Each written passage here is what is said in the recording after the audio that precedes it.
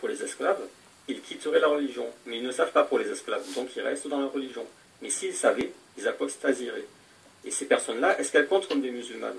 Et c'est une question sérieuse, la question se pose. Est-ce qu'une personne qui meurt musulmane, mais que si elle avait découvert avant de mourir pour les esclaves, aurait quitté la religion, si sa foi était si faible qu'elle aurait quitté la religion pour ça, est-ce qu'elle meurt en tant que musulmane? Parce qu'il y en a plein qui ont la foi très fragile et qui apostasient pour rien. Il y en a, ils apostasient pour les 9 ans d'Aïcha. Il y en a, ils apprennent que Aïcha avait 9 ans, ils disent « Oh là là, quelle horreur, je quitte cette religion ». Ou ils apprennent pour les esclaves « Oh là là, quelle horreur, je quitte la religion ».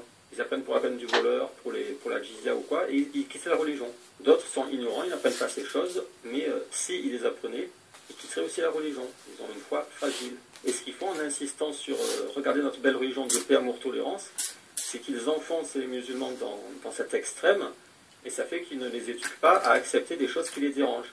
Ils ne font pas de séance de désendoctrinement comme je fais, donc soit ils vont mourir dans l'ignorance, mais avec une foi très fragile, qui aurait vacillé pour les esclaves par exemple, ou alors avant de mourir, ils vont ouvrir des livres, ils ne vont pas pouvoir gérer tout seuls, et ils vont apostasier. C'est pour ça que je dis que c'est très dangereux ce qu'ils font, c'est pour ça que j'ai été dur contre lui, et pour d'autres raisons que j'ai expliquées. Et c'est pour ça que j'ai fait ici une séance de désendoctrinement. Alors justement, à propos de cette séance, j'ai eu un commentaire qui m'a affligé, c'est celui-là. On name. À t'écouter, on pourrait croire qu'Allah et Satan a inversé le mal en bien et le bien en mal. Donc dans cette vidéo, j'avais dit que le rabaissement n'est pas quelque chose d'anormal ou de laid, c'est quelque chose de normal que tout le monde fait. Et j'avais montré mon schéma avec les choses qui sont considérées laides aujourd'hui. Et comme j'ai montré le lait, il se dit « Oh, c'est laid, donc c'est Satan ». Mais comment tu peux être aussi bête? Je me tue à expliquer dans mes vidéos que c'est une histoire d'endoctrinement, et lui, il vient me dire c'est Satan. Mais c'est bête ou quoi? Je t'explique que non, Satan c'est relatif. Le bien et le mal c'est relatif. Quelque chose que tu considères bien ou mal aujourd'hui, dans 10 ans peut-être que tu considéreras l'inverse. Ou alors si tu étais né 50 ans en arrière, tu aurais considéré l'inverse. C'est relatif à l'époque, au temps, à ton environnement, à la société, l'endoctrinement que tu reçois toute ta vie. C'est pas quelque chose de stable, le bien et le mal. Et l'exemple le plus frappant, c'est l'homosexualité. Regarde ce qui s'est passé avec l'homosexualité. Si je te dis qu'en islam, l'homosexualité est interdite, c'est qu'il y a la peine de mort pour... Basile Blandine sur le 2.0. Alors on m'a posé la question aussi. Qu'est-ce que tu penses? À ton avis? Pourquoi? Est-ce que toi, tu dirais si, etc., etc.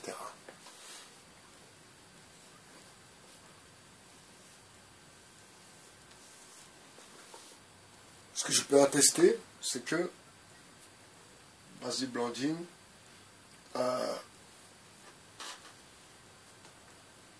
pour le coup, il rassemble plus la religion, dans l'acceptation de celle-ci, pour nous, musulmans,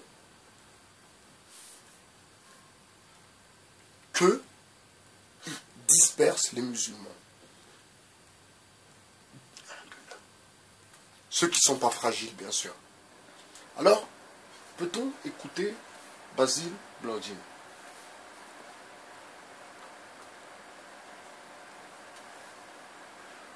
On peut l'écouter si on a assez d'intelligence pour faire justement la distinction entre le bien et le mal, ce qui est bon et ce qui est mal, et savoir faire le tri, condamner le blâmable.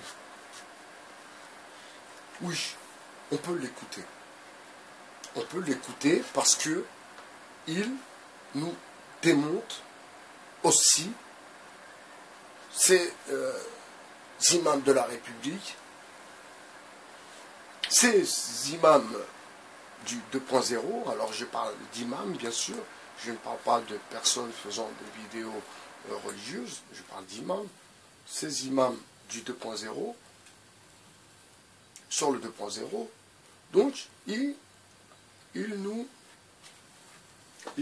fait voir et rentre dans des détails qui sont très, très, très importants. Parce que c'est aussi une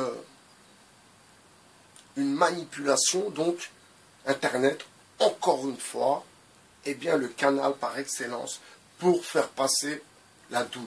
Elle est où la douille? La douille. Comprenez ou pas? la douille. De douille.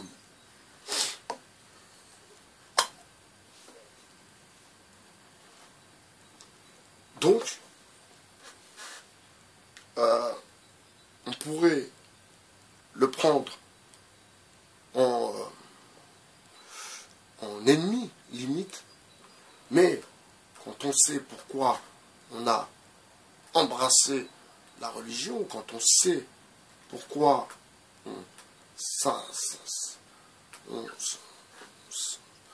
s'affaire à notre rôle de musulman, en essayant de bien se comporter, en essayant de prier, en essayant d'être des gens, ma foi, dans la justesse, en essayant d'être dans la justesse, eh bien, c'est pas lui qui va nous décourager ou bien venir percuter le logiciel de notre foi. Dans cette vidéo, il parle d'un Américain qui a quitté l'islam, un apostat qui a quitté l'islam parce que, soi-disant, quand il a lu les sourates sur les esclaves, ça l'a un peu percuté et puis il a décidé de quitter la religion. Mais en fait, non, c'est pas ça l'histoire. L'histoire, c'est à cause de sa femme. Donc c'était une manière, quelque part, de se venger et de la punir. Donc vous voyez, toujours des choses, vous voyez une vidéo, regardez un peu les commentaires, lisez un peu les commentaires, et puis au moins ça vous donne un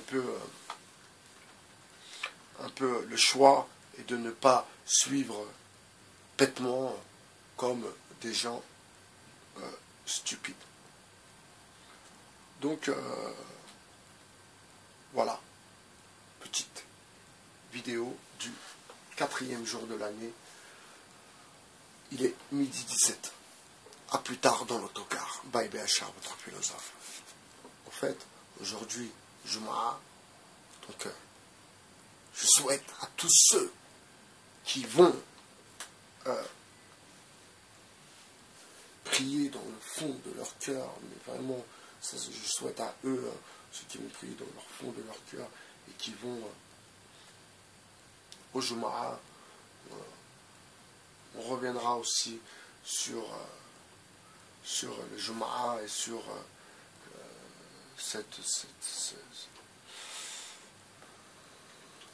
on reviendra sur des vidéos un peu plus tard. Inch'Allah. Je vous souhaite, je vous dis bon appétit et je vous dis à très bientôt sur le 2.0 by BHR, votre philosophe. Ciao.